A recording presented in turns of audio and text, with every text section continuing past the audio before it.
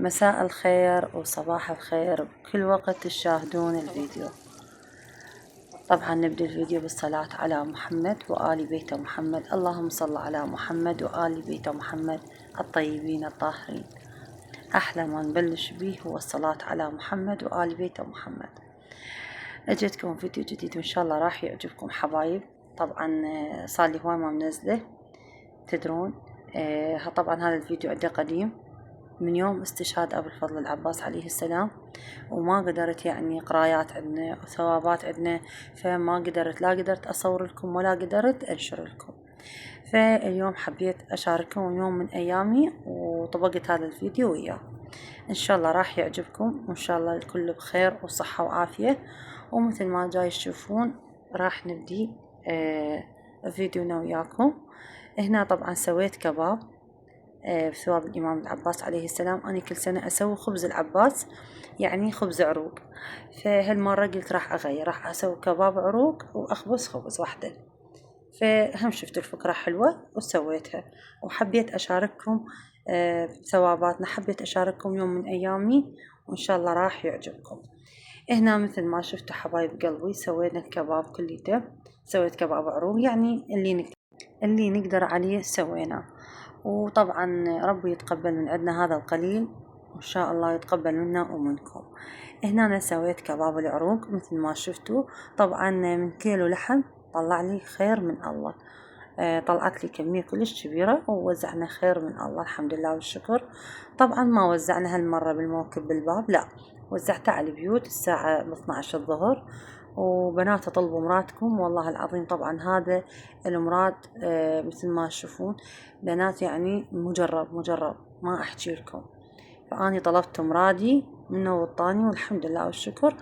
فقمت أسوي العام وأول عام والسنة، وإن شاء الله كل سنة وكل ما دام ما إحنا عايشين وبينا نفس إن شاء الله ما نقطع ثوابات أبا عبد الله الحسين. واللي نقدر عليه نسوي واللي عدنا نسوي، وإن شاء الله إحنا وأولادنا وشبابنا وشيابنا نبقى بخدمة أبا عبد الله للموت.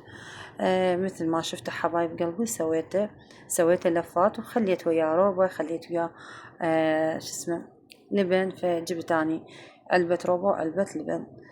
والحمد لله والشكر صار خير من الله. فوزعت من عنده خير من الله. مو تقول يعني كيلو من اللحم، والله يعني كيلو من اللحم مرات يعني يصير لنا مرتين إنه، لكن شنو هالمرة صار خير من الله. بعد ما قضينا اجيت هنا أنا أصلي وطلعت القرآن الناطق. طبعا أنا أحب أقرأ بيه بنات. يعني ما أقولكم يعني بالنطق مالته كلش حلو. يعني أكو حروف إحنا ما نقدر ننطقها عدل، لكن هو جاي يعني يعلمنا عن النطق أكثر، العفو أكثر. فأنا يعني مرات أكو كلمات ما نلفظها عدل إحنا يعني مو بس أنا، لكن بالقرآن الناطق يعني يلفظها عدل. فأنا شنو تابعت ميثم التمار. فميثم التمار علمنا شوية على نطق الحروف، العفو، نطق الحروف بالقرآن. هيك ينطقوها هيك يقولوها، لكن هذا القرآن الناطق أحسه ساعدني أكثر. يعني حتى للما يقرأ بنات يعني هم يقدر يقرأ بيه يقدر يردد وراه مو إشكال. فأنا يعني أقرأ اللي أقرأ واللي أنطقه وراهم أنطقه وراه. فكلش حلو ومحترم والله العظيم، كلش حلو ومحترم. طبعا أنا هذا موصلته من زمان، مو عبالكم اليوم من رمضان، يعني مو هذا رمضان اللي بعده اللي جزء يعني ما ذيك السنة، مو هاي السنة اللي راحت. وكلش حلو بنات، أو الورق مالته كلش حلو همه زيتية، الورق مالته قوي. فحبيت اليوم أقرأ بيه. وطبعا أنا دائما أقرأ بيه، فما قمت أقرأ بالقرائن اللي عندي لأن كل الأجزاء موجودة بهذا، فكلش حلو. هنا أنا بنات حبيت اليوم أسوي. طبعا هذا الفيديو مال أمس، مو عبالكم قديم، لا هذا الفيديو مالت أمس. اليوم حبيت أسوي لكم دولمة. هنا عندي نص كيلو لحم والشحم، عندي طماطة، عندي البصل والثوم خالطته سوا يعني ثارمته سوا، وكرفس. عندي هاي البهارات مشكلة، بهارات 7 أبهار من البصل، هاي جاية كلش حلوة، بهارات حارة، بابريكا حارة، مندوزي. عندي هذا البصل. عندي السلك فاشل ما أحكي لكم عنه، كلش مو زين، قوة لفيت بيه. هنا عندي هذا التمن العنبر. طبعا أطيب دولمة بالتمن العنبر والتمن البشاور.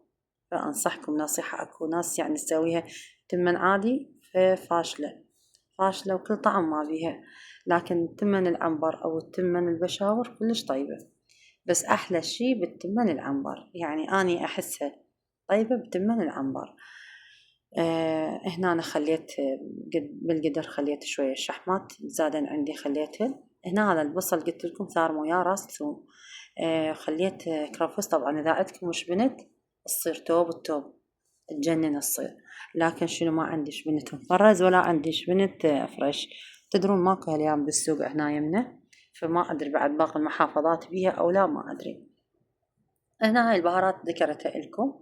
هذا الملح ضفته، وضفت من دوزي بنات، وراح أضيف المعجون. طبعا ضفت بابريكا حارة اكتفيت فيها، ما ضفت فلفل حار مثل كل مرة، فضفت بابريكا حارة كلش طيبة، كلش طتها طعم طيب. وهنا هذا ضفنا المعجون حسب الرغبة. اكو بيها ناس تحبها حمرة طخ، اكو بيها ناس تحبها نص ونص، اكو بيها ناس تسويها صفرة يعني بدون معجون. لكن احنا عائلتي تحبها بالمعجون. هنا نضفنا شوية زيت، وراح نضيف العروق ونضيف عليها ملح وشوية بهارات حتى تعطيها نكهة طيبة، يعني للعروق تعطي نكهة كلش طيبة. طبعا العروق أنا ما أضيف هواي بالقدر لأن أطفالي يحبوها فوق فيموتون عليها، لازم أخلي أكثر شي فوقها. هاي آخر شي ضفت عصرة ليمون تعطيها نكهة طيبة، لكن أنا قلت لكم ضفت بيمدوز. إحنا ما نحبها حامضة، حامضة كلش، نحبها وسط، لا نحبها حامضة ولا نحبها حلوة، فنحبها حامضة وسط. اكو بيها ناس تضيف هواي يعني من جوزي يحبوها حامضة كلش، يعني يضيفون عليها دبس الرمان، لكن أنا عندي دبس الرمان بس ما ضفت لأن قلت تصير حامضة كلش وتنعدم ويروح كل طعمها. فالدولمة بطعمها تكون وسط، لا هي حامضة كلش ولا هي حلوة كلش، فهمتوا؟ فاحنا هيك نحبها. اكو يعني كل من ذوقه، اكو ناس تحبها كلش حامضة، اكو بيها ناس دم تحبها حامضة تخليها بس حلوة عادية يعني طبيعية، اكو بيها ناس لا يعني تخليها وسط مثلي، فاني خليتها وسط. هنا أنا مثل ما شفتوا مليت القدر من جوا كليته بصل. بنات تجيبوا هذا البصل الابيض لان شوية ورقته ضخينة وتبقى بيها طعم كلش طيبة. تبقى بيه حلا من تاكلوه البصل، ما تلقوه ممرود، لا تلقوه بعدليته وطيب كلش طيب. فأنا دائما أستخدم للدولمة هذا البصل. مرات يعني أنطر أستخدم غير بصل يعني ما متوفر عندي، فبس أكثر شي أنا أطلب هذا البصل الأبيض، فكلش طيب بالدولمة كلش طيب، حتى لو تسووه محشي بوحدة عادي. هنا جينا لمرحلة السلق، لكن السلق ما ينلف بيه نهائيا، قوة قوة لفيت بيه يعني زين، وطلعت عندش كم وحدة عامرة. فأني أحب ألف الدولمة بنات بهالطريقة هاي، داير ما يدور. شوفوا بهالطريقة هاي على مود شنو المي ينزل بالنص وراح تستوي كلها، ما تبقى حبة وحبة. تمام. فإحنا دائما مرات يعني أكو بيها ناس تمليه ملي القدر كليته وتبقى حبة وحبة، يعني تبقى دولمة مستوية دولمة ما مستوية. صايرة عندكم هاي؟ فأني أسويه بهالطريقة هاي، داير ما يدور حتى يبقى المي بالنص وتستوي كلها، كلها تستوي ما تبقى وحدة بيها يعني حبة قوية. فبهالطريقة هاي ألف. أنا طبعا زاد عندي تمن وين خليته فوق.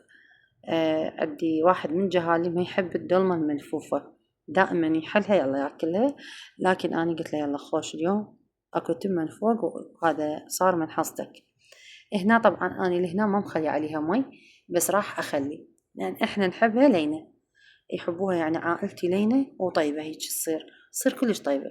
فضفت شوية ليمون ومعجون شوية ومي وملح وضفته فوقها. فكلش يعطيها نكهة طيبة، يعني إذا تكون الدولمة لينة كلش طيبة تصير. هنا أنا كمل عندنا القدر وأني خابزة. طبعا ما حبيت أشارك لكم الخبز جو شمس وحارة وما حد يصورني، فإن شاء الله بالأيام الجاية أشارككم بالعجن والخبز. شوفوا لا شلون لاجعة صارت تجنن، ما أحكي لكم عنها. طبعا الدولمة قلت لكم بالتمن العنبر واحد عراق، ما تتقاوم بالتمن العنبر، حتى لو ما تضيفوا لها توابل هواي فكلش طيبة تصير.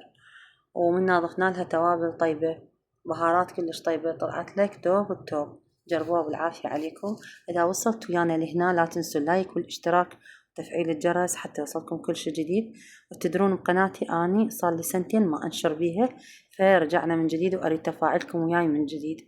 ولا تنسوني باللايك والاشتراك. طبعا أني فاتحة قلت لكم قناة جديدة اسمها منوعات زهرة، هم راح أنشر بيها نفس الفيديو احتمال. فلا تنسون قناة زهراء الهاشمي. اللي يشوفوا بهذاك القناة يدخل على زهراء الهاشمي. باي باي، تحياتي إلكم.